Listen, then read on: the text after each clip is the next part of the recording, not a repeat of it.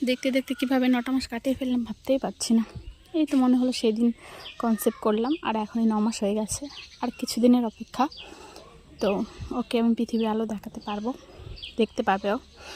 তো সকালবেলায় খাবার দাবার বলতে মৌসুমি নিয়ে বসেছি, আর সকালে খেয়েছিলাম বিস্কিট, চা, আর এখন খাচ্ছে মৌসুমি। তারপরে ছাদে চলে এলাম।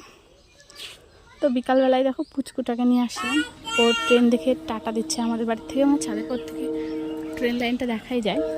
আর বাড়িতে চলছে ভুট্টার কাজ। তো 4-5 দিন হয়ে গেছে